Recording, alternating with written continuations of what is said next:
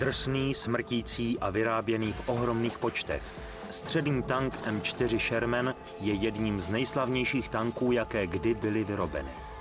Jeho inovace se staly inspirací pro dnešní bojové stroje, ale chyby v jeho designu byly fatální. Stříleli na něj, podpálili ho a nechali ho zemřít. Ale tenhle Sherman se brzo dočká svého oživení.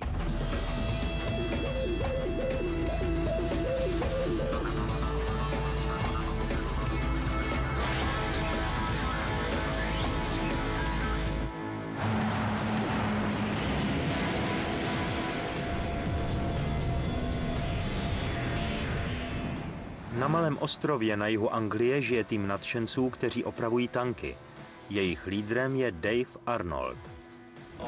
Já jsem Dave Arnold. Dělám ředitele Muzea vojenské historie na Isle of Wight. To jsem já. Za posledních 12 let zrekonstruoval Dave Arnold a jeho tým víc než 36 tanků. Dave Barnes je v muzeu od začátku. Neberme to jen jako práci, prostě opravujeme tanky, je to úžasná zkušenost. Skvěle. Paráda. Teď se chtějí pokusit o něco, co ještě nikdy nikdo neskusil. Chystají se vzít 2 zničené tanky Sherman, rozříznout je napůl a svařit obě poloviny v jeden funkční tank. Tenhle přeřízneme na stejném místě, přibližně tady, pak odřízneme spodní plošinu a celou přední část sundáme a nahradíme jinou. Je to jednoduché jako facka.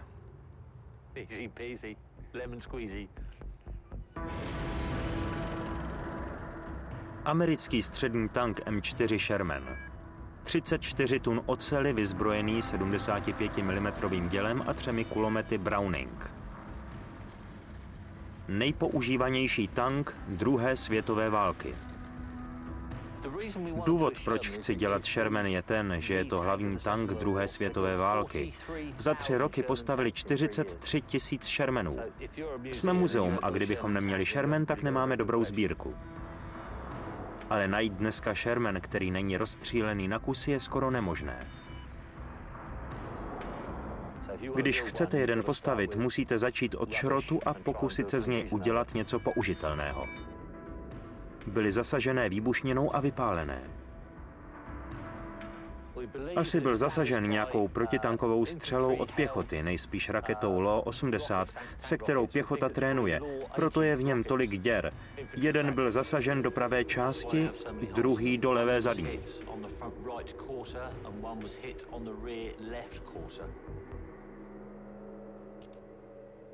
Dohromady by z nich mohlo být dost součástek na jeden funkční tank.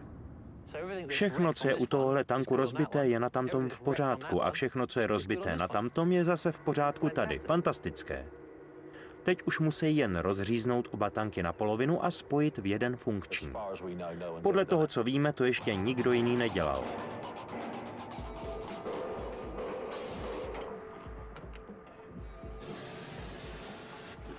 Nejdříve musí obrousit res až na holé železo. No tak chlapi, dělejte něco užitečného, něco opravdu užitečného. Všechno se musí seškrabat, rozebrat nebo odříznout. Největší část odstrojování dělá David Barnes. Dělám hodně špinavé práce, ale o tom to většinou je. Daveovi je teprve 21, ale na tancích pracuje většinu svého života. Dave je můj strýček a má tanky od doby, kdy já jsem byl ještě malý chlapec, bylo mi asi 6 nebo 7. Vyrostl jsem s nimi. Jednou jsem přijel na prázdniny a už jsem tu zůstal. Zatímco mladý Dave odstrojuje interiér, Dave Arnold odřezává zničený pancíř. Tohle je úplně nové teplé zimní oblečení. Koupil jsem si ho, protože vy otrapové s kamerou mě nutíte být pořád venku. Mrznout. Náboj, který zasáhl předek tanku, se probořil boční plošinou. Navíc je zde prasklina, která vede po celé délce plošiny, takže ho dořízneme v místech původních svarů a dáme tam úplně novou.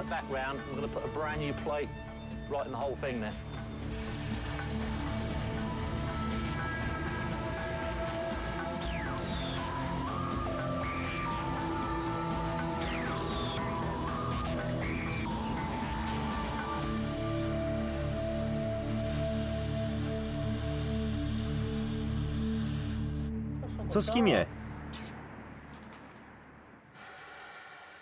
Díly, které jdou zachránit, budou sundány a opraveny.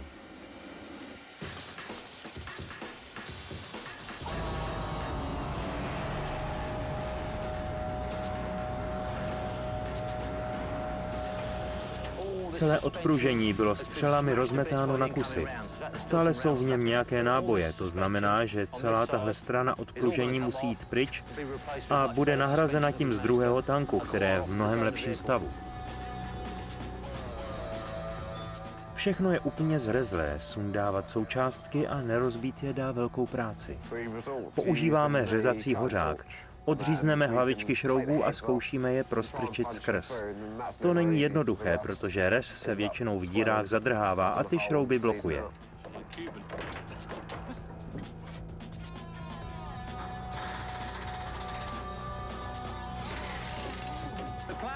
Chceme odmontovat vodící kruh věže a pak i celou sundat. Celý tank by měl být připravený na pískování, než mu přivaříme nový předek. Vodící kruh věže bude klíčovou součástí při přestavbě. Je to precizní vodící dráha, která vede 6tunovou elektrickou věž. Použijí ho při skládání obou tanků dohromady, proto musí být tým velmi opatrný, aby ho neponičil. Bob Darwood je expert na elektrické instalace a je velmi pozorný k detailům.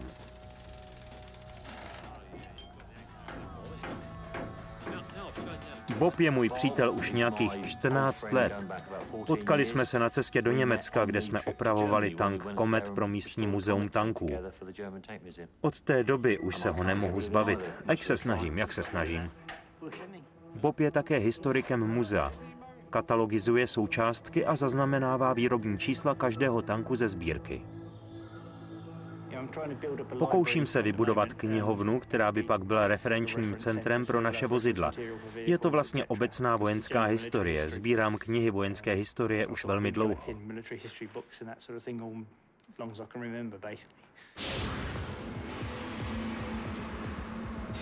V průběhu války se vyrábělo 9 různých modelů Shermanů ve více než 100 variací.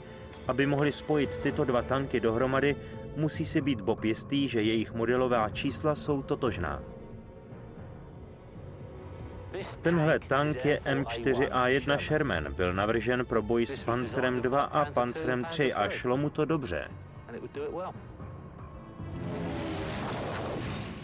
Model M4A1 byl prvním Shermanem, který se dostal do boje. Byl hlavním spojeneckým tankem, který vedl výsadek v Normandii.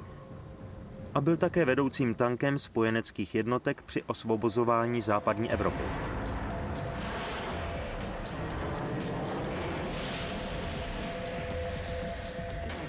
Zatímco Bob a Dave pracují na uvolňování vodícího kruhu věže, Dave Barnes se připravuje na pískování. David pracuje na odstrojování zadní části Shermanu, protože musí být úplně odstrojená, než ji začneme pískovat. Doufáme, že bychom s pískováním mohli začít dnes odpoledne. Vodící kruh věže je připravený na vyndání.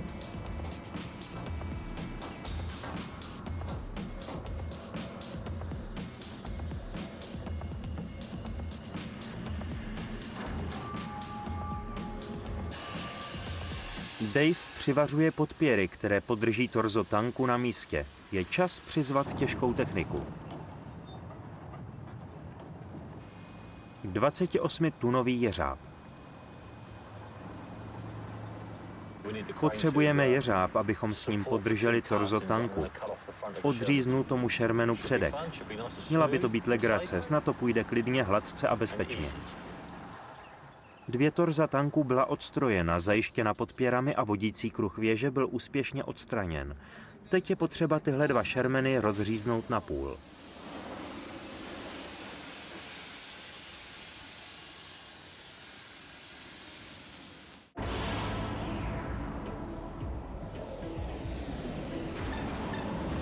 V Muzeu vojenské historie na Isle of Wight se Dave Arnold se svým týmem chystají na nelehký úkol. Pokusí se rozříznout 2 34tunové tanky Sherman na půl. Oba tanky budou rozříznuty ve středu pod 6tunovou věží. Řez musí být precizní, obě poloviny musí pasovat dohromady. Uřízneme ho přibližně tady, to samé na druhé straně. Odstraníme celou tuhle přední část a vyměníme ji za novou z druhého tanku.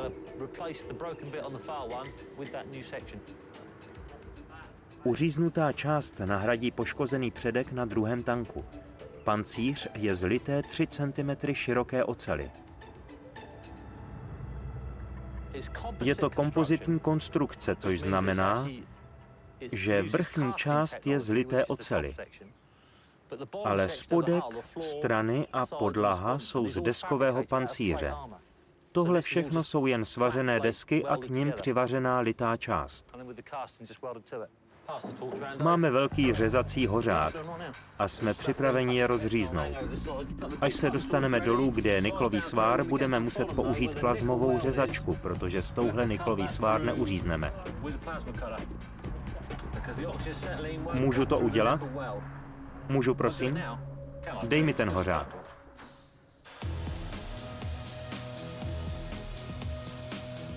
Řez se musí podařit. Není žádný druhý pokus. Vyžaduje to zkušenou a klidnou ruku. Dave je profesionální svářeč a řez je dokonalý. Abych byl upřímný, udělal na mě dojem. Byl to velmi hezký, rovný řez. Poškozený předek je odvezen na smetiště. Teď je nutné udělat na druhém tanku řez přesně ve stejném místě, jinak k sobě poloviny nebudou pasovat. Tenhle uřízneme na stejném místě, tady. U druhého řezu není žádný prostor pro chyby.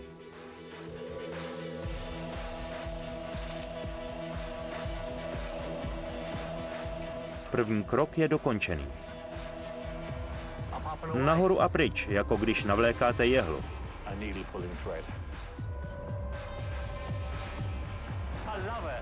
Miluji to. Jsou to jen hračky v Daveově hračkárně. Tohle doma diváci nezkoušejte.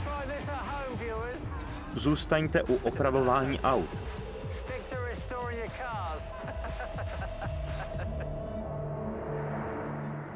Když jsou řezy kompletní, je čas dát si pauzu a oslavit narozeniny.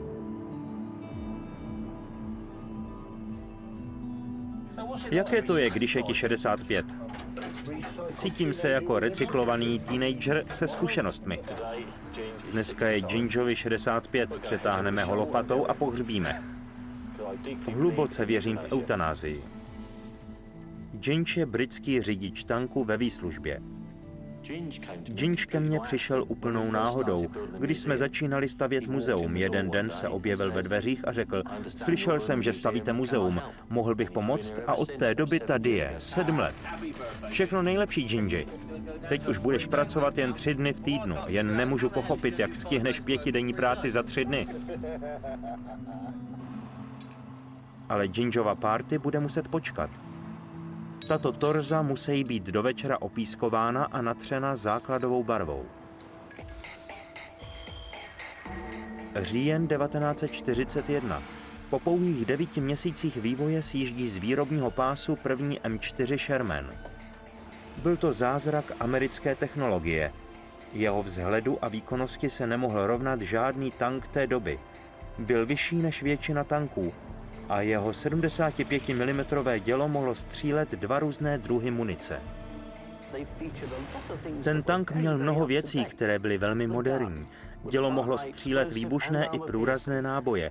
V Británii jsme používali jen průrazné střely až do druhé poloviny pouštní války a v té době už posádky tanků hlasitě volaly po zbrani, která by uměla střílet oba druhy nábojů jako Sherman. Tohle Sherman opravdu odlišovalo. Mimo děla, které dokázalo střílet 2 různé druhy nábojů, byl Sherman vybaven také pozoruhodnou inovací, malým elektrickým gyroskopem, který stabilizoval dělo, takže tank mohl střílet za jízdy. Stabilizace děla na straně spojenců byla téměř výhradně americkou inovací. Stabilizace děla, která byla poprvé vyvinuta v průběhu druhé světové války, dnes dosahuje úplně jiné úrovně. M1A2 je hlavním tankem americké armády. Bojový tank M1A2 s balíčkem vylepšených systémů je pravděpodobně nejsofistikovanějším tankem na světových bojištích.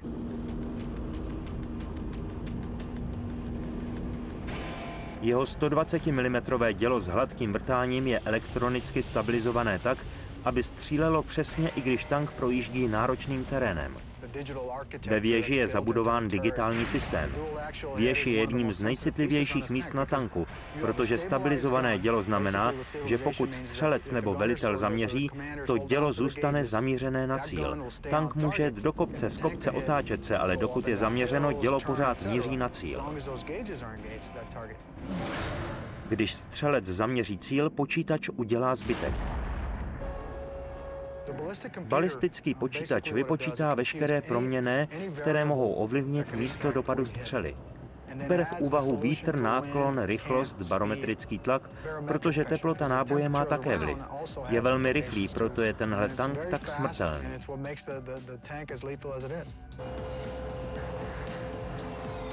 Jedna rána, jeden zásah.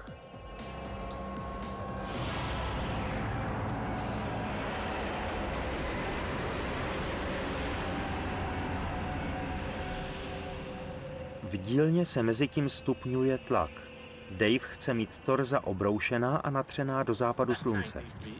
Ten tank potřebuje co nejdříve pod střechu. Kdybychom si řekli, že to uděláme zítra a pak se nám do toho zase nechtělo, tak to neuděláme nikdy.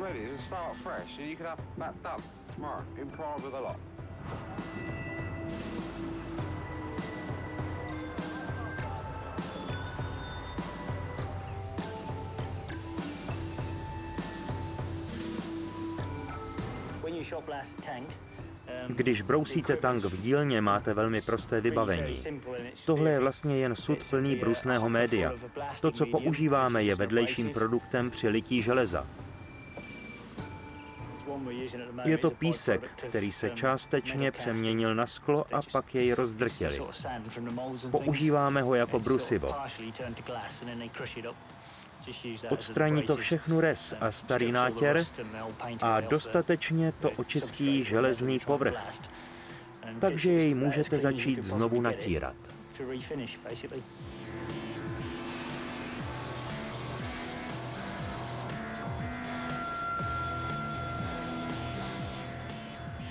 David teď začne pískovat spodek Shermanu, který bude viset na jeřábu. Ten kus dřeva je tam kvůli vyšší bezpečnosti.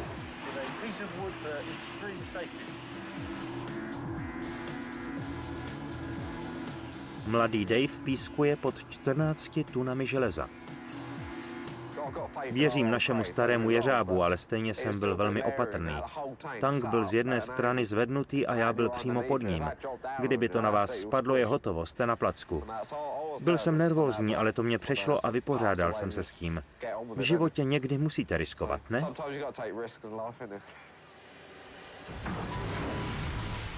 Když je tank očištěný na železo, musí se okamžitě natřít základovou barvou, jinak začne reznout. Barvit tank není jako lakovat auto. Je to velmi jednoduché, když se naučíte zacházet se stříkací pistolí. Když je stavěli v detroitském tankovém středisku, lidé od Chryslera a tak měli tunel s infračervenými lampami a zvládali nabarvit tank tak za 4 minuty. Byl to dlouhý den. Tanky jsou rozříznuté, obroušené a natřené základovou barvou.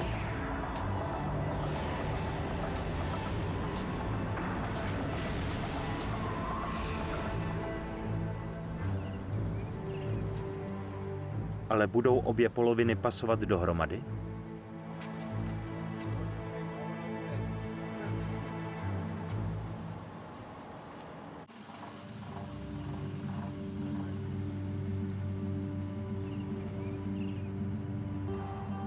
Tým z Muzea vojenské historie na Isle of Wight se při opravě jejich Shermanu dostal do kritické fáze. Je čas připravit vodící kruh věže.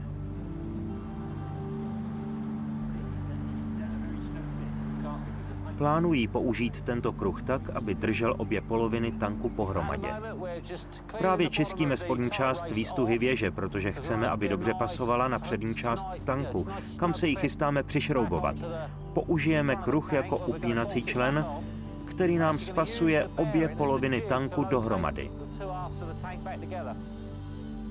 Ale spojit dvě obroušené poloviny torza dohromady je složitější, než se zdá. Samozřejmě nevíme, jestli obě lité části, i když jsme je měřili, tak nevíme, jestli jsou stejné. Obě stejně vypadají, ale každá bude trošku jiná. Tohle bude zkušební spojení, nemáme co ztratit. Ten tank stejně předtím nebyl použitelný. Vodící kruh věže musí dokonale pasovat, jinak se nepodaří obě poloviny vyrovnat.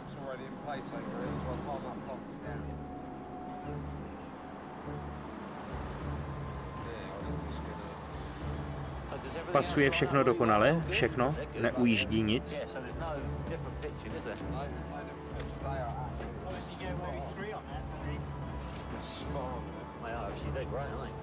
Kruh je připevněný na přední polovinu a nadchází okamžik pravdy.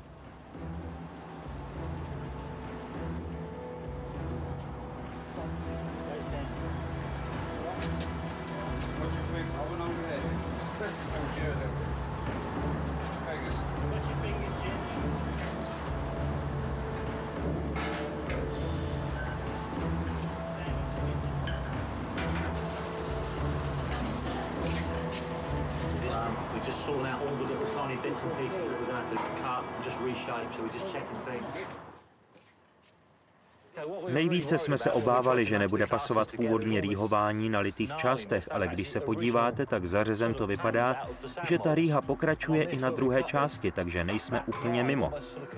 Vychází to docela plynule na obou stranách, až na tuhle malou linii tady nahoře, takže to půjde spojit dohromady velmi dobře.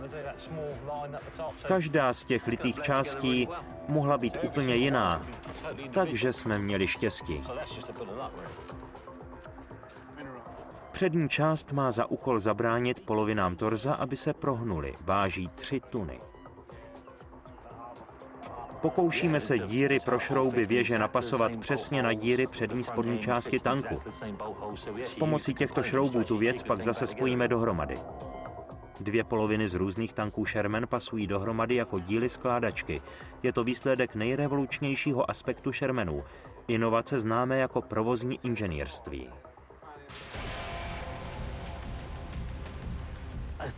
Myslím, že to, co nejvíce odlišovalo Shermany od jiných tanků té doby, je to, že byl navržen průmyslníky takovým způsobem, aby bylo snadné ho vyrábět a opravovat. V roce 1941 mělo Německo nejpokročilejší pancíř na světě.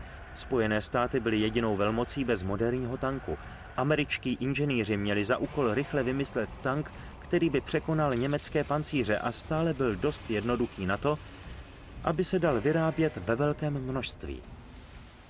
Sherman byl určitě navržen pro co nejrychlejší výrobu, protože Američané zjistili, že musí rychle zvýšit objem produkce.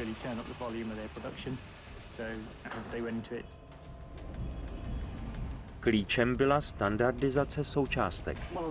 Jedno z velkých tajemství produkce Shermanu tkvělo v tom, že výroba byla standardizovaná a podílelo se na ní hodně společností.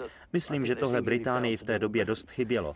Když se zaměříte na podvozek, věž nebo dělo, Sherman byl pořád stejný tank, ať vyjel z továrny Fordu nebo Chrysleru. Standardizace byla jedním z největších úspěchů Spojených států za druhé světové války.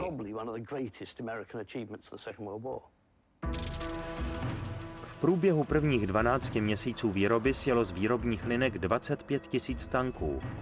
To bylo za jediný rok více tanků, než Německo vyrobilo za celou válku.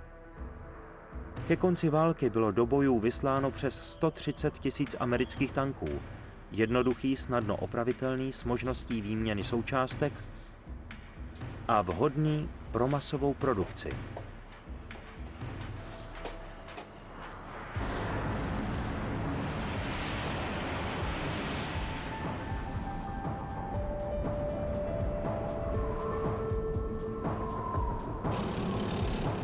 Podle stejné koncepce se dnes vyrábějí tanky Abrams. Je to taková udržovací strategie. Výrobní centrum jednotných systémů v Limě v Ohiu je součástí vojenského průmyslového komplexu, který spravuje největší bojovou sílu na světě. Vyvinete nějakou běžnou součástku a pasuje na všechny armádní systémy. Používáme stejné šrouby, matky, elektronické jednotky, zaměřovače, tepelné zobrazovací systémy, na Bradley, Humvee a tak dále. Standardizované a zaměnitelné součástky znamenají, že za války lze produkci velmi zrychlit. Kdybychom dneska potřebovali zvýšit produkci, řekněme, kdyby nastala další světová válka a my bychom potřebovali dalších 10 000 tanků, veškeré stroje a nástroje, které vidíte tady v Limě nebo v JSMC, je velmi snadné přestavět na jakékoliv jiné, protože využívají stejného principu. Americké tanky Abrams M1 nikdy neumírají. Vozí je sem ve vlaku a znovu je oživují. Rozebereme tank na součástky, spoustu jich zachráníme a renovujeme. Součástky mohou být díky provoznímu inženýrství rychle upraveny. Říkáme tomu P3I, plánované vylepšení produktu. Vytvořili jsme linku pro výměnu součástek. Každá součástka je sama o sobě vyměnitelným modulem. Provozní inženýrství znamená, že na místo výroby nového tanku může být základní model Abramsu neustále vybavován nejnovější technologií.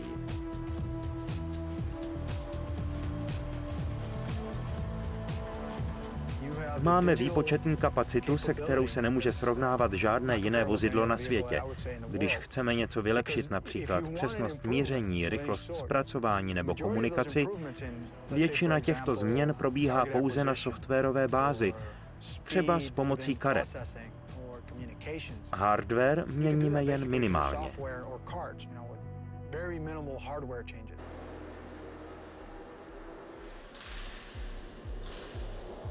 Když vyjede zvrat, je M1A2 úplně nový tank. V případě války je možné jich produkovat téměř neomezené množství.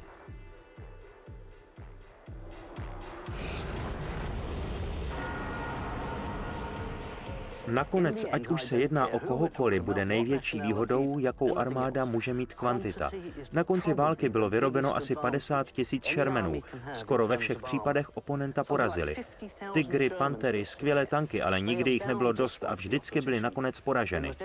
Hlavní výhodou Shermanů na konci války byla jejich masová dostupnost. To je mnohem důležitější než šířka pancíře, palebná síla nebo cokoliv jiného.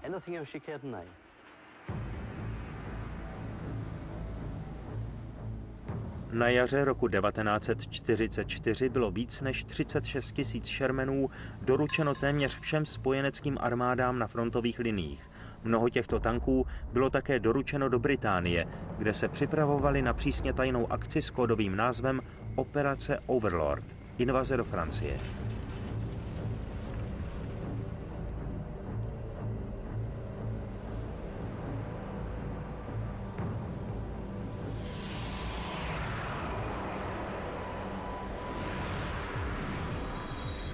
Vodící kruh věže a předek drží celý tank pohromadě a může začít další fáze opravy.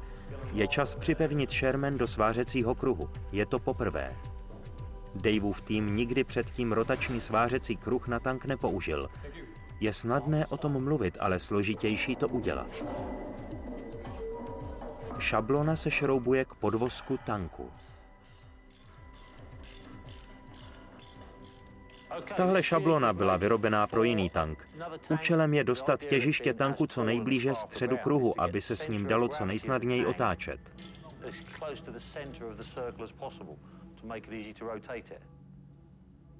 Šablona je navržena tak, aby kopírovala původní výrobní proces.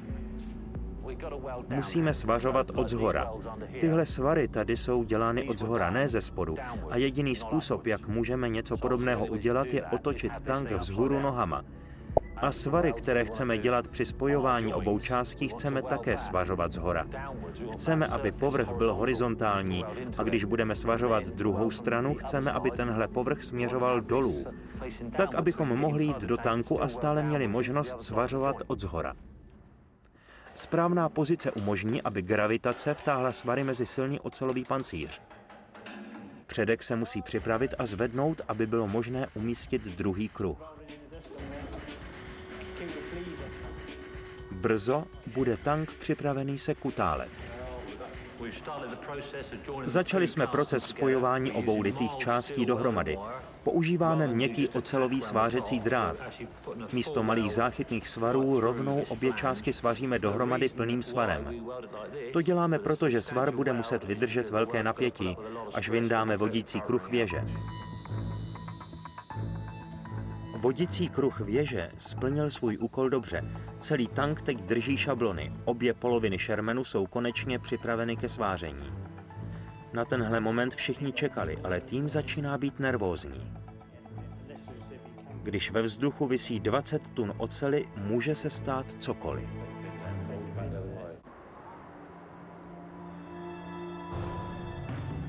– 6. června 1944, den D. Po letech plánování začíná spojenecká invaze do Normandie. Vojáci musí čelit opevněné obranné linii.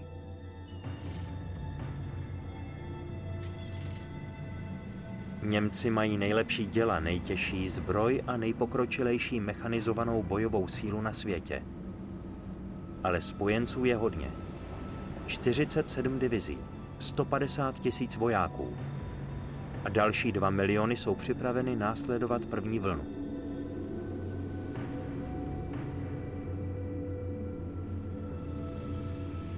V čele útoku byly čluny vezoucí tanky Sherman. Chystají se překvapit německé jednotky.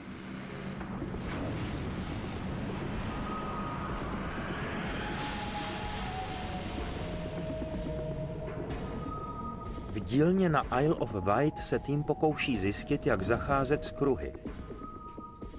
Otázka, kterou má každý v hlavě, zní: když se to začne točit, jak to zastavíme? Tato šablona byla navržena pro otáčení pouze spodní části tanku, ale protože my jsme svařili horní litou část, máme tam připevněný i kryt převodovky. Tahle šablona není navržená tak, aby držela takovou váhu mimo střed kruhů, proto bude otáčení té věci s těžištěm mimo střed dost děsivé.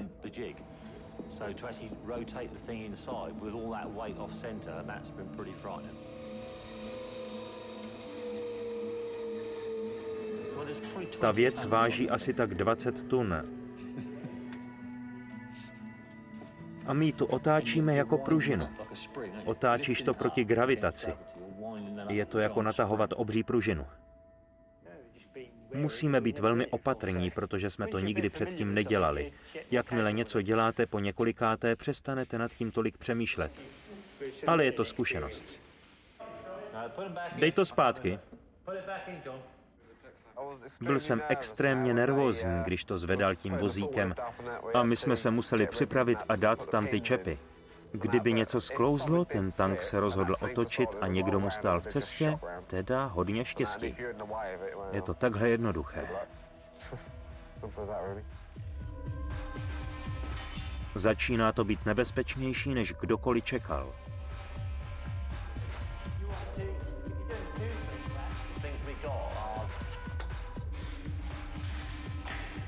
Zatímco Dave a Dave si dělají starosti s kruhy, Bob a Ginge zachraňují mechanické součástky z obou Shermanů. Převodovku a radiální motor s výkonem 400 koní.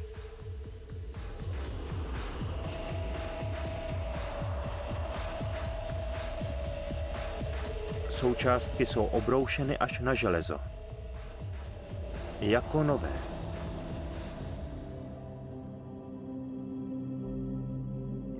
Když fyzicky pracujete na podobném vozidle, cítíte se spojeni s historií. O tom to je. Získáte mnohem lepší pohled na něco, o čem jste předtím jen četli v knihách. Vyměnit motor tanku, to vám neřekne nic o tom, kolik fyzické práce do toho musíte dát, jaké těžké věci musíte zvedat nebo co musíte rozebrat. A v neposlední řadě, jak dlouho to trvá. Když si to sami zkusíte na Shermanu, máte mnohem lepší představu o tom, jak výměna v terénu vypadala, jak dlouho byl tank mimo akce, kolik bylo potřeba mužů a jaké vybavení. Typická kvalitní americká výroba. U britských tanků dá někdy docela dost práce napasovat součástky tam, kam by teoreticky měly pasovat bez problému. U amerických je to jiné. Vyndáte novou součástku ze skříně, vymontujete rozbitou, vyměníte je a všechno pasuje. Takhle by to ideálně mělo fungovat.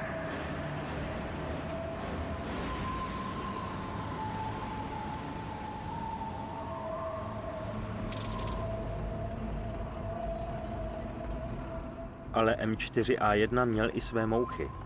Při akci v den D se začaly šířit špatné zprávy.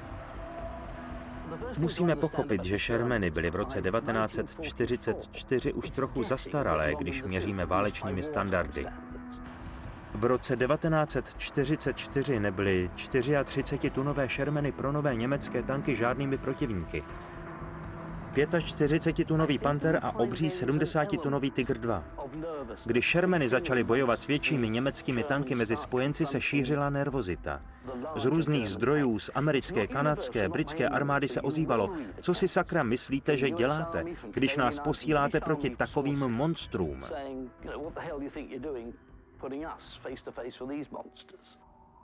Tank Sherman už byl zastaralý a němečtí vojáci objevili závažnou chybu v jeho konstrukci.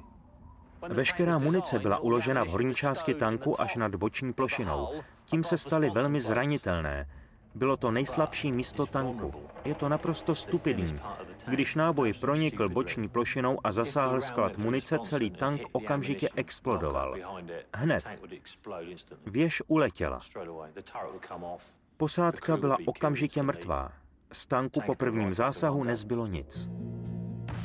Jeden zásah do místa, kde se skladovala munice a Sherman explodoval. Lidé, kteří v něm jezdili, mu začínali vymýšlet děsivé přezdívky. Možná jste některé slyšeli. Němci jim říkali vařiče vojáků. Britové jim většinou říkali Ronson, protože v té době existoval slogan na zapalovače chytne poprvé, chytne pokaždé.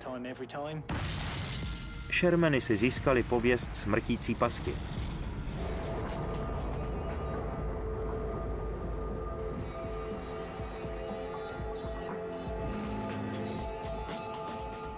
Dnešní M1A2 je navržen tak, aby posádka přežila přímý zásah. Jedním z nejlepších aspektů tohoto tanku je, že byl navržen pro co nejvyšší bezpečnost posádky. Přežití vojáka bylo prioritou. Skladování munice je u tohoto tanku velmi promyšlené. Munice je skladována v zadní části tanku a muniční dveře chrání vojáky před explozí uvnitř tanku. Tyto dveře chrání vojáky vepředu a nad prostorem pro munici jsou dva velmi slabé a volné panely, které v případě exploze odletí a zajistí tak, že se části munice nedostanou do prostoru pro posádku.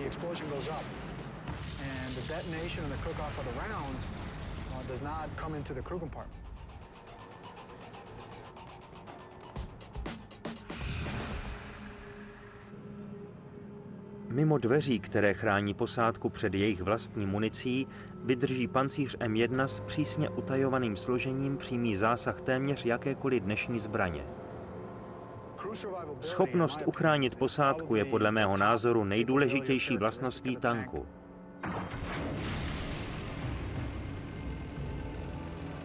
6. června 1944. Shermany byly upraveny pro lepší ochranu posádky. Můžete si všimnout kusu pancíře přivařeného po stranách. Ty byly připevněny do míst, kde byla munice. Tyto přídavné kusy pancíře byly jedinou ochranou posádky před německými děly.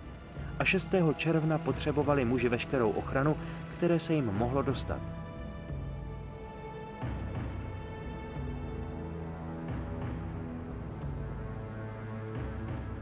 Před rozedněním vypustili spojenci tajnou zbraň ke břehům Normandie. Nazvali ji D.D. Sherman.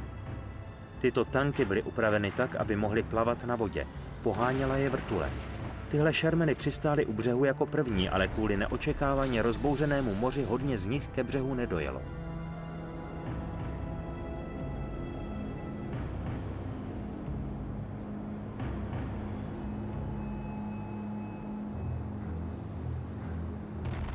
První vlny útoku, které přistály u břehu, vjely přímo do nepřátelské palby. Oslepeni kouřem a zatíženi zmáčeným oblečením neměli tito muži žádný úkryt mimo několika Shermanů. Během prvních hodin zemřeli tisíce spojeneckých vojáků.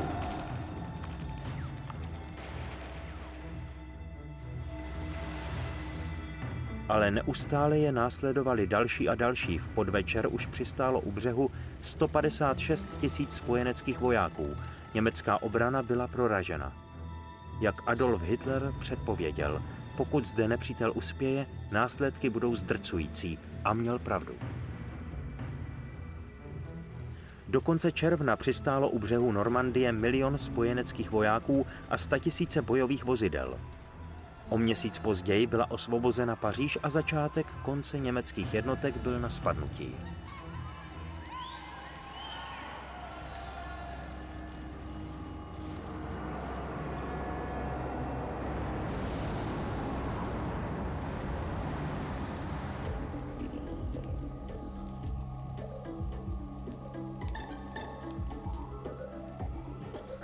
V dílně Daveův tým vymyslel plán, jak zajistit tank, aby se při otáčení nevymkl kontrole.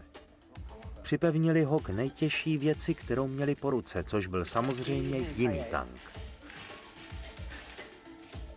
Kruhy jsou pevně ukotveny a Dave je konečně připraven svařit Shermany dohromady.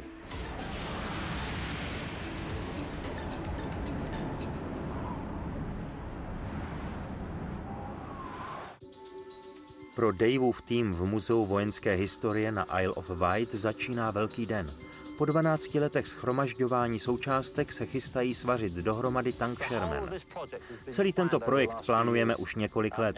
Všechno, co víme, jsme se dozvěděli od lidí, kteří již podobné opravy dělali. Také jsme obcházeli svářečské firmy a zjišťovali, jak svařovat různé věci dohromady. Tohle všechno už máme vyřešené. Teď může začít těžká ocelová chirurgie. Tohle mám rád, proto jsem taky vyhodil všechny ostatní z dílny, abych měl klid a užil si to. Nemám rád, když se mě lidi pořád ptají a já se pokouším něco udělat. Mimo vás, chlapi. Lité části jsou asi 3 cm široké a musí se vařit od středu směrem ven. Jediný způsob, jak dostat svařovací drát dovnitř, je roztáhnout ty panely do V, takže se tam pak dostanete se svářečkou a udělat jednu stranu, pak druhou a povolit panely. Potom můžete pomalu dodělat svár až ven. Čistota. Ta ocel je tak čistá, že když nastavíte svářečce parametry na normální sváření širokých kovů, svářecí drát se prořezává ocelí, protože je tak čistá. Když sváříte, je to dobře vidět. Svářecí drát se tou ocelí prořízne jako nůž máslem. Bezpečnostní opatření na kruzích fungují. Všechno funguje skvěle, je velký rozdíl, když sváříte takhle. Přesně tak by se to mělo dělat. O tom není pochyb.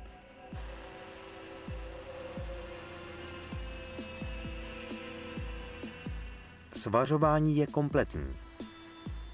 Při svařování jsem spotřeboval 30 kg svařovacího drátu, což je v přepočtu na délku asi 8 kilometrů. Tohle je pro tým na Isle of Wight ohromný úspěch. Ze 2 Shermanů je teď jen jeden. Cítím se opravdu dobře teď, když vidím, jak se ty 2 kusy podařilo spojit. Už se těším, až ho na konci budeme dodělávat. Všechno to dobrušování a dolaďování, trocha zdobení, prostě když se snažíte, aby vypadaly hezky. Na to se těším. Tým vyndal hlavní pohon, aby jej mohl opravit. Odpružení dostává novou barvu a je připravené na reinstalaci. montáž velkých částí je hotová a mechanické součástky jsou připravené na opětovné složení.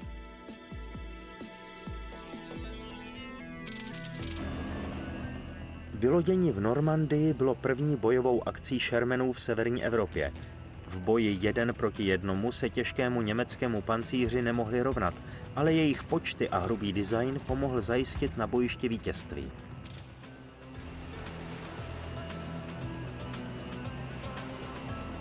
Operace Overlord se zúčastnili 3 miliony vojáků. Jednotky z USA, Británie, Kanady, Francie a Polska, všechny vyzbrojené tanky Sherman. Tato operace zůstává největší úspěšnou invazí z moře v historii.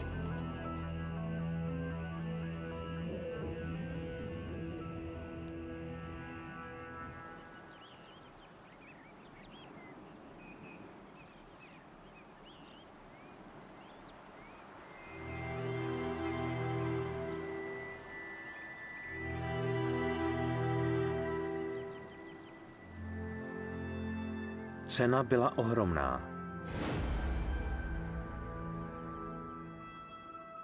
Po skončení operace Overlord na všech stranách se ztratilo, bylo zraněno nebo zemřelo přes 500 000 vojáků. Ale pro Shermany jejich služba v armádě teprve začínala. Budou bojovat až do konce války a pak sloužit ještě dalších několik desetiletí v různých armádách a konfliktech po celém světě. Osud Shermanů je zajímavý. Poslední věc, kterou Američané chtěli, bylo mít stovky a stovky vysloužilých tanků odstavených na dvorku. Proto mnoho z nich bylo postoupeno jiným armádám, hodně jich třeba používali Francouzi. Rozšířili se po celé Evropě jako prozatímní tanky, než se evropské státy opět postavily na nohy. Přebytečné Shermany byly přenechány státům zničeným válkou. Byly předělány tak, aby chránili staré hranice, ale Shermany také posloužily při určování nových hranic. V nově sformovaném státě Izrael byly přebytečné Shermany předělány k nepoznání. Izraelci nedostali žádné tanky. Vlastně se jim ze začátku dostalo jen velmi malé pomoci z vnějšího světa. Armádu začali budovat hledáním vraků, které pak svařovali dohromady. Pro Izraelce bylo velmi důležité vyprodukovat nějaké lepší tanky a mimo jiné to dělali také tak, že vzali staré Shermany, vyměnili tělo a vylepšili je téměř k nepoznání. Staly se z nich nové efektivní tanky. Izraelský Super Sherman je nejsilnější Sherman, jaký byl kdy vyroben. Se svými 50 tunami váží skoro dvojnásobek toho, co původní Shermany. A jeho 90 mm dělo z něj dělalo silného protivníka v boji až do začátku 70. let. Možnost vylepšování do extrému je odkaz úspěchu americké inovace zvané provozní inženýrství. U starých vojáků, kteří přijdou do muzea, je cítit jistá záliba v Shermanech. Myslím, že to vychází z faktu, že jich na bojišti bývalo opravdu hodně. Vytvořili si k nim vztah. Občas, když potkám německého tankistu, tak po těch letech vidím, a on také, jak byla ta válka hloupá. Já se ale bojím, že válka je s námi pořád, ať už je v jakékoliv formě. I když to bude znít nadneseně, tak součástí naší úlohy je připomínat lidem, že se tyto věci doopravdy staly. Není to jen film, který dávají o víkendu v kině. Skutečnost byla podstatně jiná. Až bude tenhle Sherman kompletní, bude stát uprostřed sbírky a bude pomáhat nové generaci pochopit tyto stroje a nebezpečí, které skrývá válka. Opravdový úspěch. Těším se, až ho budu dokončovat, dělat poslední kosmetické úpravy. A pak kus odstoupím a řeknu si, dokázali jsme to. Na to se těším. Narodili se v Americe, osvobodili Evropu a byli zničeny na dopadových plochách a opuštěny na smetištích. Nyní ale jeden Sherman sestavený ze 2 přeživších začíná nový život.